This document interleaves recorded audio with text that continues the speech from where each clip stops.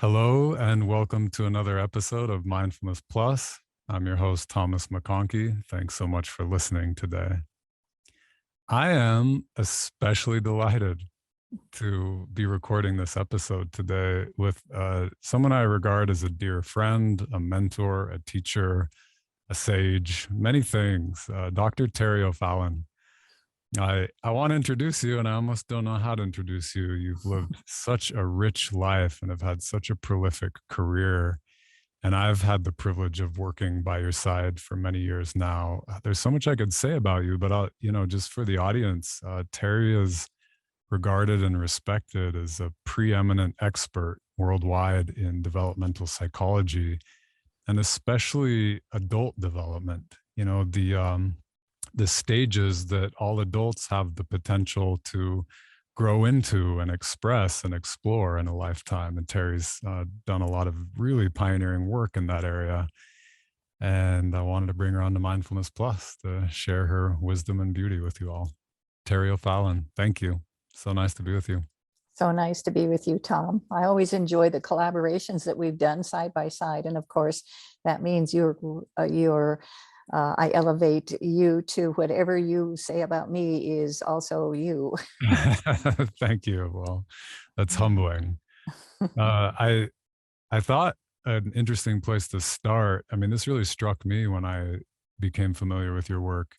You have a profound background in education, right? In all kinds of education. Maybe you could just say a little bit about where you started and bring us up a little closer to present. Okay. When I was a freshman in high school, I started with helping Mrs. Goke, a first grade teacher, in her classroom. Really excellent. Okay. I helped her in every one of my study halls. Okay. And of course, I got a teaching certificate, and I taught in one-room country schools and two-room country schools for about 5 years. And then I went on and got my master's degree, and it was in special education. It was regular education and special education. I started a nonprofit private corporation for the education of developmentally disabled adults who are just being institutionalized, and I ran that for quite a while. I became a superintendent of schools and did that for 3 years. Went to another district, was the superintendent of schools again. Then I was an elementary principal for quite a number of years. I went on and got my PhD, taught in 6 or 7 colleges and universities. Then I started Pacific Integral with some beautiful colleagues and taught there for quite a number of years. And recently I've worked with Stages International, and all of that time it was teaching. So I've been teaching for 59 years now. Oh, my goodness. And I still love to teach. I don't know. I guess I never got over it. You're good at it, Terri. Well, so just to pause here, like the span of that, I heard you say that you've taught kids in elementary school, you've taught adults with disabilities, you've taught, I mean, virtually every age group in the last 59 years. Yes, I have. You've seen, like, in an intimate way, how human beings develop.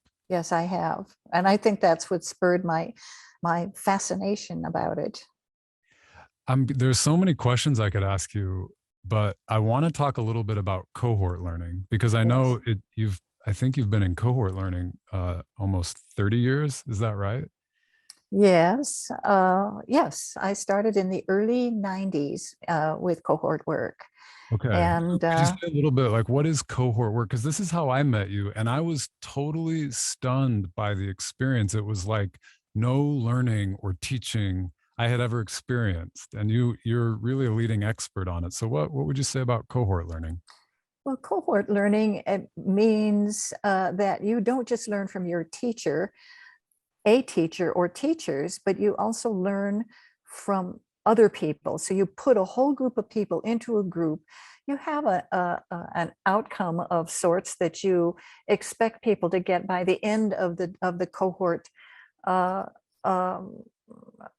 process or project. Mm-hmm. you follow things along the way, but it's not exactly predictable, because while you have a curriculum, what they learn from each other is something you don't have a lot of control over. And Right. so it is a multiple phased learning process, which helps people learn how to fall in love with each other, learn more about who they are than they thought they knew. They learn about parts of themselves they never saw were there. Everybody is learning that at the same time. And then they have some content and some skills that they learn on top of that. So uh, cohort learning, the instructors really learn as much as the students do, because you are part of that cohort. Right. It is a wonderful experience for everybody usually, and sometimes you have people that really, I mean, just like anything, they might act out or something. Even that is a part of the learning. There's not something about ejecting people or anything like that. Right. You learn from the bull in the china shop. You learn from you all learn everything together, and people fall in love with no matter what the upsets were or the discouragements. It develops true vulnerability, because Right. people see parts of you that you've probably never really shown anybody else before, and that gives you courage and trust and strength to know that you can actually do that. It's so beautifully expressed, Terry. I mean, I feel the richness of your experience coming forward. And part of me just wants to spend the rest of the conversation and the day reflecting on cohort learning with you, because what you said is so true in my experience. And I learned so much of this from you. There's, in a sense, there's a curriculum, there's an intention that a teacher or faculty can hold. So in Right. that sense, there's a linear quality to it. And there's a completely emergent, unpredictable, nonlinear quality to it, which is just the beauty and uniqueness of all the souls that come into this learning experience together. And you could never know where it's going to take you. And it's always vulnerable and raw and exciting and sometimes dismaying and all of it. I think you really captured it Yeah, beautifully there. yeah, that's true. And when you do this over a period of 30 years, you actually recognize that every group that comes into a cohort is completely unique, just like an individual is completely unique. No Right. two cohorts are the same. And so it's always exciting. You never get tired of it. Totally. And I'll just add, so in a cohort program like you've innovated and led for 30 years. And I also I've taken up cohort learning in our nonprofit organization. We have a cohort program. Um, and I lost my train of thought. What did I want to say about cohort learning just now? It'll come back to me. Um, but I'm curious, Terry. So there's so much I want to ask you about in this conversation. One piece particularly, and the richness of cohort learning over your decades of observation, out of that came this like profound insight into human development. The model you're known for throughout the world of human development really emerged out of the crucible of cohort learning. And I wanted to just ask you a little bit about that. Maybe you could just say a touch about how that came to be, your insights into human development via the cohort learning. Well, cohort learning was a big part of it, because when you invite a group of people to come in, you can see that different people are taking different perspectives.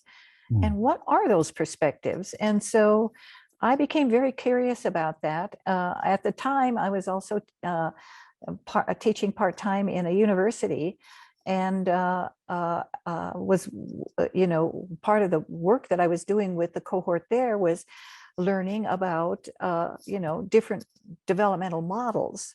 Mhm. Uh, and when I saw things activate in individual people and how their perspectives were different from others in a cohort, I started really experiencing in my bones, these different levels of development, without ever really having, much of a other than just like reading books and stuff like that. Right, right.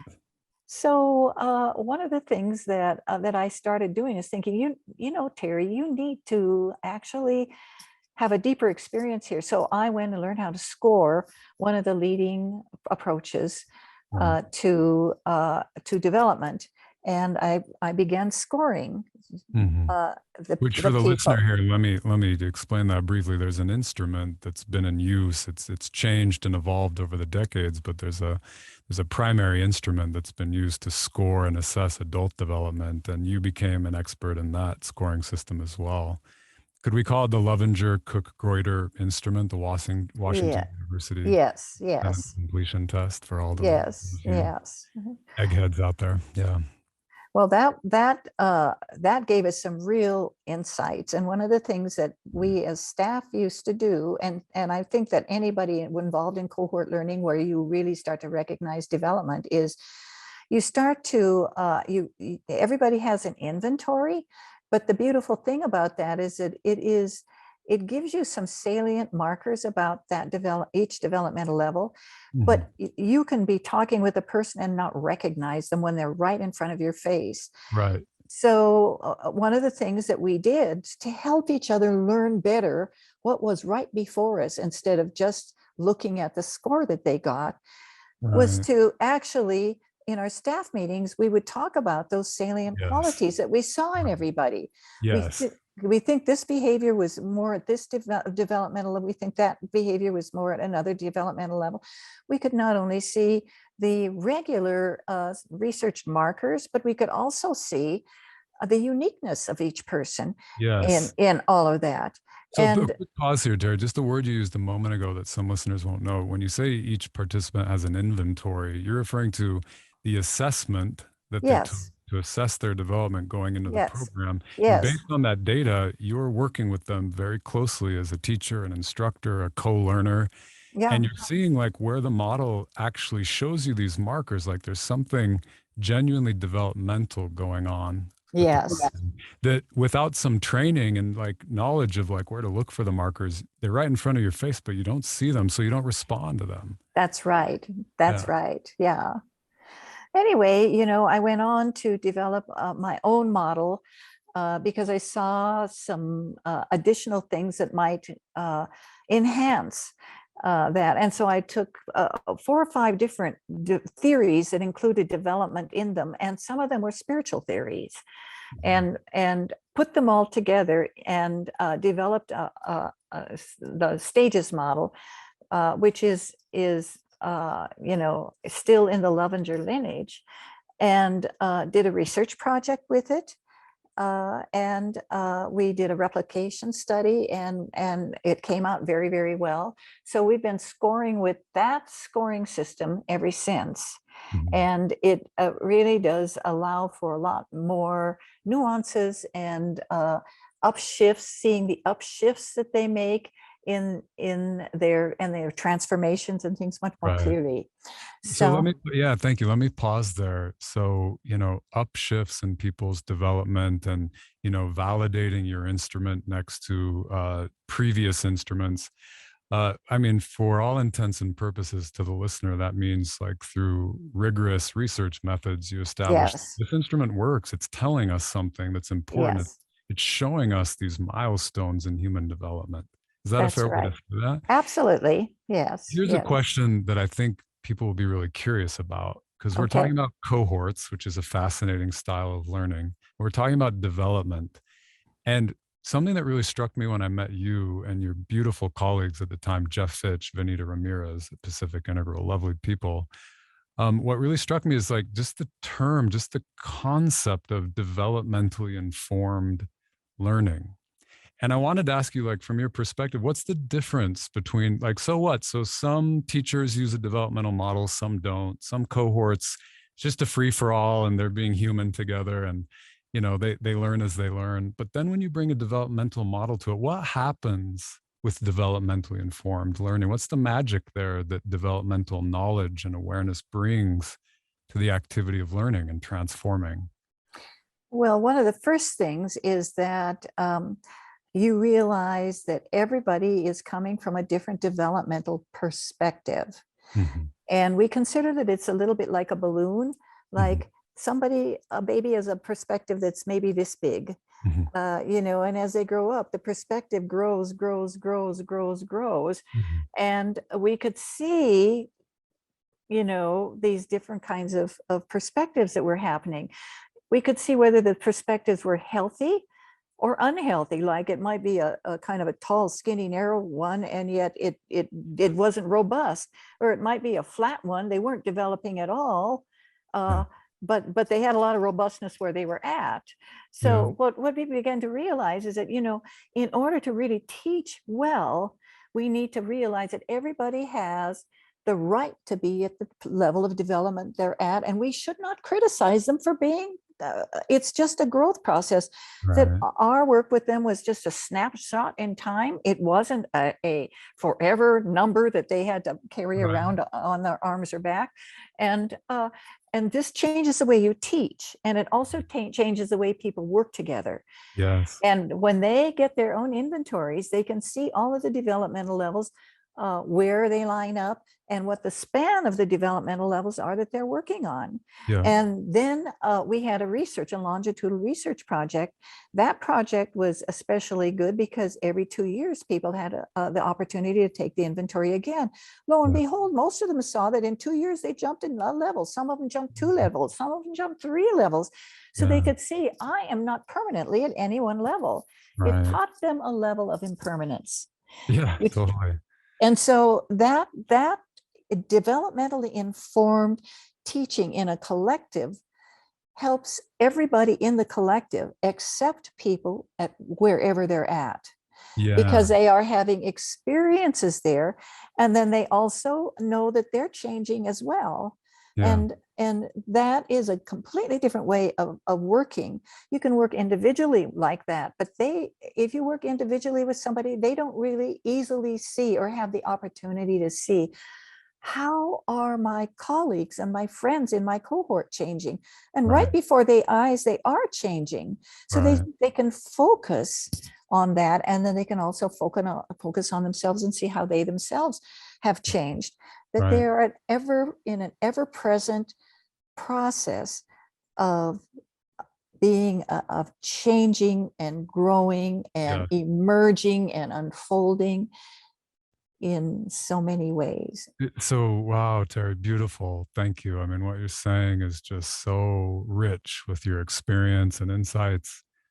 I think of all the things I could comment on there, and I want, I've been kind of obsessed with this learning area for the last 15 years. So I can lose touch with my audience if I'm not careful. And what I want to say in this moment is that, a profound takeaway, one of my many profound takeaways working with you, learning from your model and continuing to do research in the field, is that this concept that you sometimes hear experts talk about of an adult developmental plateau, that without some kind of sensibility around adult development and lifelong transformation, many of us can take who we think we are to just be permanent. That's just who I am. And you use the word impermanent. And we actually, I think season 5, we did episode number 1 on impermanence. So you can go back to that and listen. But when we look at the self as impermanent, and when we have images of impermanence, how a human being can transform over time, being in a collective, in a cohort with other people who are also realizing who I thought I was, this is just the current shape I'm in. Tomorrow I'll be someone new. 10 years from now, 10,000 years from now, who knows what we'll be. And that there's real magic in that, to just give human beings permission to become. And your work is, I mean, just really a gift to the world that way. I've seen people. In fact, I want to ask you that question. Just off the top of your head, off the top of your heart, what's an example of a moment where you saw a human being transform, like an upshift, like a developmental change in all your cohorts that comes to mind in the moment, to help the listeners get a feeling for what is a transformation? What are they even talking about? And of course, you don't need to name names unless it's appropriate. No. Well, what I can say, I'll just give you an example of a developmental shift of one quality, because oftentimes it only takes one quality. So at the late third person perspective, which some people call the achiever level, they have this really remarkable capacity of metacognition. They don't even know what it is, but they're doing it, and we can watch them do it.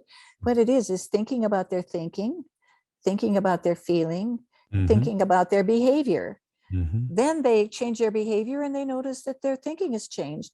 When they change their behavior, they notice their emotions change.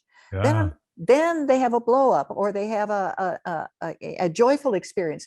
They notice that from the emotional side, that will change their thinking, and the emotions will change their behavior. And so they're playing around with those three things.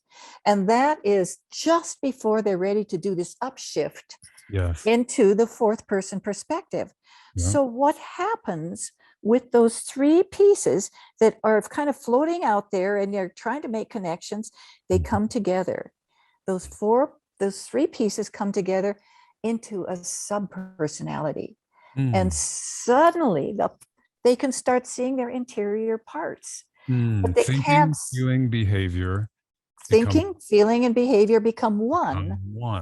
And they become A subpersonality. Like you might have a critique inside of yourself, a criticizer inside of yourself, or you might have an arrogant person inside of yourself, or you might have a firefighter inside of yourself, or you might have somebody that wants to lose weight, and you want to lose weight, so you diet, and you're in in your work, you're in a stressful situation. All of a sudden you notice you've gained 10 pounds because you can't keep your fingers out of the cookie jar or the refrigerator. Yeah.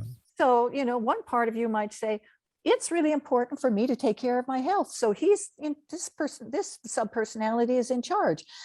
Right. Then you get stressed out or something like that. And the stressed out part takes charge and say, you have really been working hard. You deserve a break. You deserve to have a reward for everything you're doing. How about a candy bar? You're right. So essentially, go ahead. Though there's a number of pieces and parts that these three thinking, feeling, and behavior can move into you in subpersonalities. And we can study those parts. And some of them are absolutely beautiful and blissful. Others are maybe damaged. So this is where you can really start doing another kind of shadow work, or working on parts of yourself that are a struggle, because you get to know those parts very, very well. Work. Yeah, absolutely. Yeah. Yeah. I mean, just so that shift, you said a mouthful, like, from one stage where we're reflecting on who we are, how we think, how we feel, what we do, to this next stage, which I've observed a lot in the field and in the research, where all of a sudden we experience ourselves as being composed of many, we say parts is a metaphor, I think, but there's so many different voices inside of me and different motivations, and they're kind of tugging at each other. And in a given moment, who has the steering wheel and who's in the back seat? And it's a totally fascinating phase of adult development that if you're not sensitive to it, as you were saying earlier, it can be right in front of your face and you don't see it happening. But then with the developmental models, it shows us there are ways we can work with this and embrace the change. And another thing about that particular upshift or transformation is that you can't really see subpersonalities or these parts or voices. You can't work with them or identify them very easily until you become aware.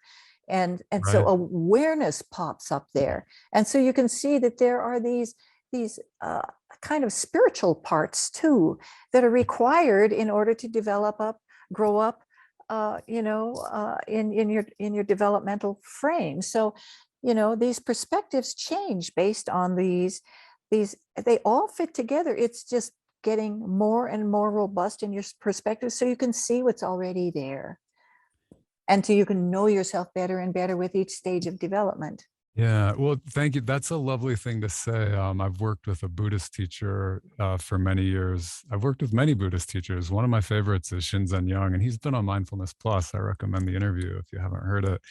But, when he talks about what they refer to as classical awakening in Buddhism, people are like, what's awakening? And the way he translates it is similar to how you just said it. He says, well, awakening is like coming to know yourself at the deepest level.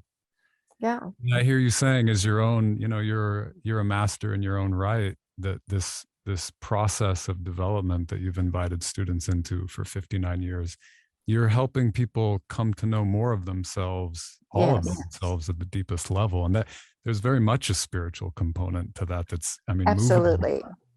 It pierces your heart. You can't help but be moved to the very core by it when you open up to the reality of who we are. That's right. And the more you develop, the more you sit in that reality of who you are, and the more that expands and grows. And Right. yet the developmental perspectives also grow, and so you have more and more to put together Mhm. from both the spiritual side and from the side of walking in the world. They then can come together in a quite a beautiful way. Yeah.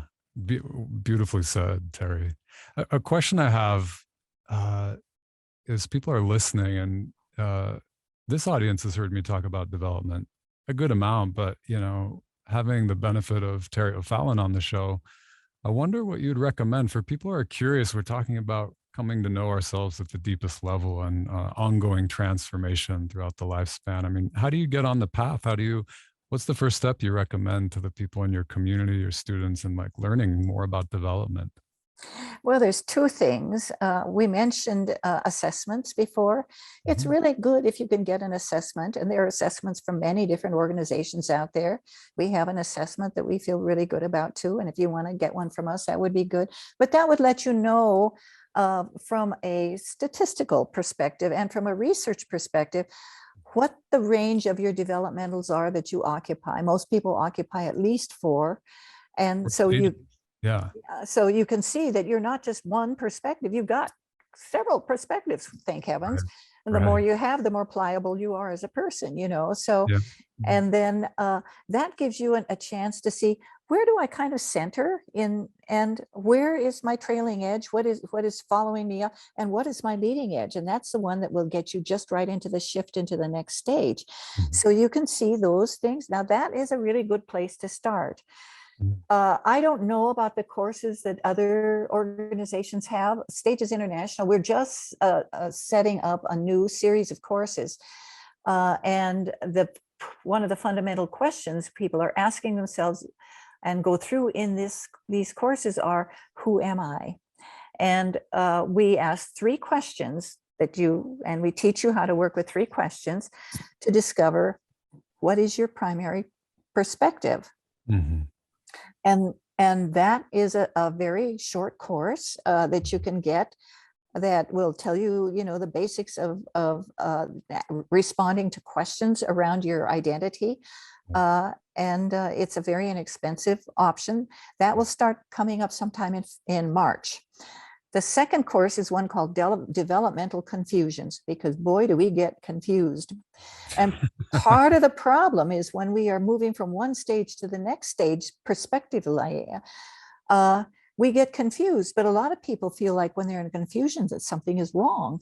Actually, a lot of the time something is right. Yes. And so that's what we're trying to teach in that course. What kind of confusion do you have to confront in order to grow, to emerge, and to, Yeah. you know, to develop? I'm thrilled to hear that, Tara. I want to just pause on that because we were speaking earlier about like what is developmentally informed learning. I mean, you just nailed one of these, major more than a concept, a principle in development that so Yes. many human beings in moments in life feel unmoored and feel turned around and upside down. And I've noticed, working in this field for some time, that it's totally natural to interpret the confusion and the upside downness as, oh no, I've done something wrong. I feel so lost in the world. And something that your work and your models have done that are so empowering is to show people that that's the moment of opportunity, that Yes. actually a lot has to be going well for that confusion to rise up. Come up. Yeah. Yeah, totally. So Yeah. that's so exciting. I mean, just to the listeners, I have been through this experience over the years with Terri, like asking these questions and coming to the who am I again and again. It is a kind of surprising and stunning and delightful tour of your humanity. So if you feel any spark of interest here, I really recommend you check out Stages International and all the great work coming out of there. That's wonderful, Terri. Thank you so much. We won't have our new courses up for another month, but that's what's coming up. Yeah. And if you want to, we would love to have you come in. And there are other places too that you can get some of this information. But we would love to see you. If you're interested in inventory, we could do that right away if you want one. Awesome. Wonderful. I have another question that I think we're about, we'll close it up for this conversation. And I'd love to have you back. There's so many more things to talk about. And I have a feeling in this conversation that the audience will be eager to hear more from you. But I'm curious, I regard you as being at the cutting edge of what we know about human development. And I'm curious, like in your 59 years of, asking this question of who am I and who are we and how are we developing and changing? What has investigating this field of development taught you about humanity? How has it inspired you, or how is it inspiring you right now? What's most curious and salient for you? I'm just curious as someone who's so seasoned. Well, my own model came from a time when I was in a meditation retreat. It just dropped in, and I just happened to have a paper and pencil there, and I actually could sketch that little image out, and that's how stages grew. Mm. So, there's always been an understanding of me that these perspectives that we are taking are not just they've got a state component to them, and then they've got the developmental stage component to them. And so there's a couple of edges that have been very important to me. One is that we've been able to do research and find more and more developmental levels. People are growing up past the latest developmental levels that we have on record, and they aren't stopping. And we are finding them, and we are doing research with them as well. We are starting to be pretty clear in our identification of what state is required for you to even get into a stage. And most of these states are it's like they're right in front of our nose, but again, we don't see them Yeah, until you look for them. But totally. even from the date of birth up through every stage, there is a state Yeah. that we're investigating. And I'm running a course right now with two cohorts of people, and they're investigating their life through all of the stages of development, and investigating the state and the stage part of that Yeah. developmental growth. So So that's the other edge. this is cool, Terry. So I'm aware that, when we talk about states and stages, that can take a little time to unpack Yes, what we mean by it that. can. But I think we'll bookmark that for a future conversation and Yes, invite yes. you to invite us into a state shift, like the very state shift you were just describing. It takes a certain state to make possible the next unfolding of development. Could you shift our state for us? We sometimes call that meditation on Mindfulness Plus. Maybe you could give us a little exercise and we'll close out. Okay. So I want you to settle quietly. Take 2 or 3 breaths.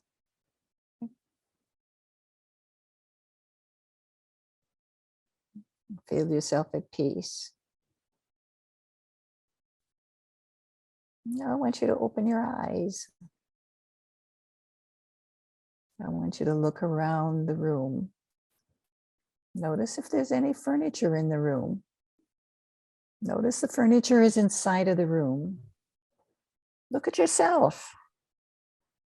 Notice you are inside of the room.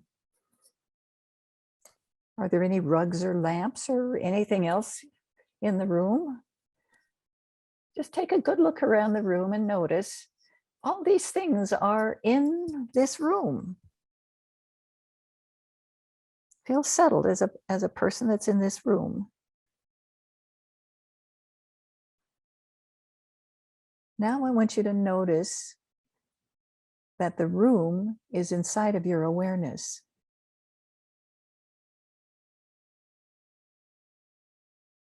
Notice that your house is inside of the awareness. Notice that your state is inside of the awareness. Your city and your state. Your country is inside of your awareness. The planet is inside of your awareness. The solar system is inside of your awareness. The galaxies are inside of your awareness. Notice the shift of where awareness can go and what awareness can hold. Now bring yourself back down into the room. Notice that you're inside the room and all of the furniture is inside of the room. Notice the difference between being inside of the room and the room, your country, your planet, your solar system, being inside of you when you are awareness. Thank you. That's a pretty big state, Terri. Lots of Yes. big possibilities within that big state, the whole Yes. galaxy. Yeah, That's right. that's lovely. Well, it's a total delight to be with you on Mindfulness Plus. Thank you for your time. And I have a feeling we'll be hearing a little more from you if you're willing to come back sometime. Always, Tom. You and I are colleagues. Thank you. Always. Thank Thank you. you. We'll post in the show notes links to Stages International and keep you apprised on their offerings. They're life-changing, really. And Terri, you're one of a kind. I love you and have so much gratitude for who you are. The consummate teacher. Thank you so much, Tom. Thank you. Okay, well, that's Mindfulness Plus. We'll be back next week with another episode. Thanks for listening.